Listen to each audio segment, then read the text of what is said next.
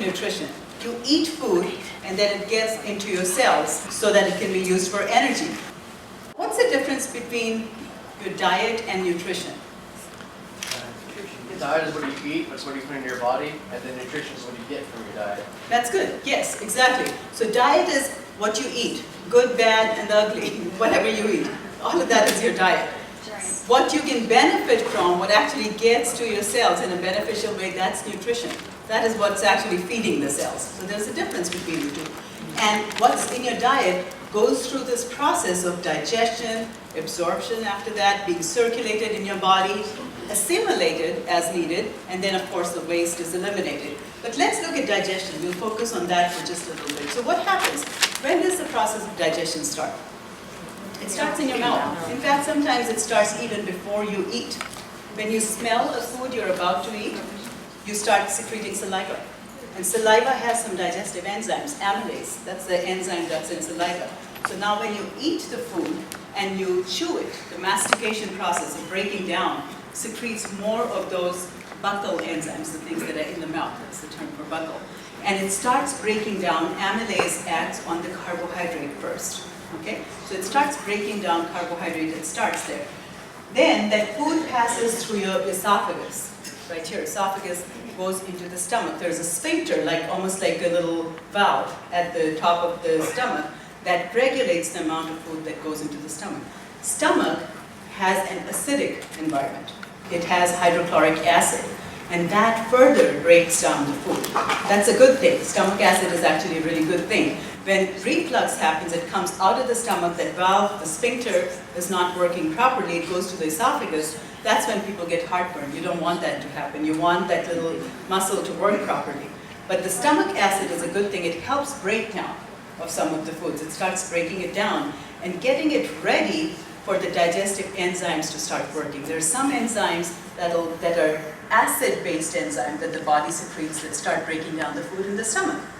Okay, after that, the stomach, because of this muscular motion of your the different muscles in your digestive system, is pushed from the stomach in about 1.5 to 2 hours from the stomach, and then it goes from here into your small intestine.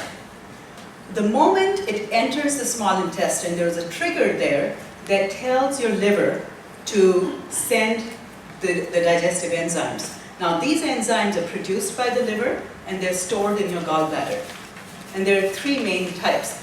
There's lipase that breaks down the fat, there is the proteases that break down the protein, and then there is the amylases that break down the carbohydrate. Okay? So those three types of enzymes are all in the form of bile. They're stored in the gallbladder, and when the food comes into the intestine, they start getting punctured.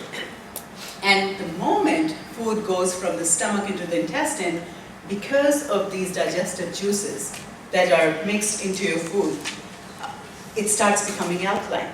So the pH changes. Now those specific enzymes will work only if the food achieves the right pH as it's moving along in your system. So the process of breakdown of the food or digestion is going on as it goes from the beginning part of your intestine, the cecum to the ileum and all of these, and then here it goes into the large intestine or the colon, the colon, right? So the large intestine, so the digestion process pretty much ends by the time it goes to the end of your small intestine. The colon has an ascending part, a transverse colon here, it's missing in the picture that joins this part to this, and a descending colon before it gets into the rectum and it's excreted. Now in that process, digestion has stopped and now it's mostly absorption. That all the juices that are already broken down, the protein broken down into amino acids, carbohydrate that's further broken down, fat that's emulsified and broken down into fatty acids, all of that starts getting absorbed. From this, now it goes into your blood and into your cells. So that's the process, okay? Now, a number of things can go wrong in this process. You may not produce enough stomach acid, for example. And so if there's not enough stomach acid process, the digestion is either incomplete or does not even start. The food is broken down, but it doesn't start. Your liver may not be producing enough digestive enzymes, may not be producing all of them. So there's several things that could happen. Usually you can tell where something is wrong based on the symptoms. So just generally speaking, if your symptoms are coming up, like belching, those kind of things, something's wrong in your stomach. If the symptoms are going down, then it's something wrong in your intestinal digestion system. That's a way to tell where the problem might be. Another thing to remember is a lot of times, when we have digestive issues, we say, okay, well, let's take enzymes, let's take digestive enzymes. That may not be the case, that may not be what's needed for everybody. For most people it is. Especially as we age, we don't produce as much digestive enzymes, or the stomach acid production also goes down. But for a younger person, for example, if they don't have any specific health challenges, that is not what the problem is. They are producing plenty of enzymes and plenty of stomach acid. The problem could be stress-related and a constriction or a spasm in the muscles that push the food along. And if it sits in one place for too long, it starts fermenting almost, and that's why they get the symptoms. So for them, if you give them digestive enzymes, that's not going to help.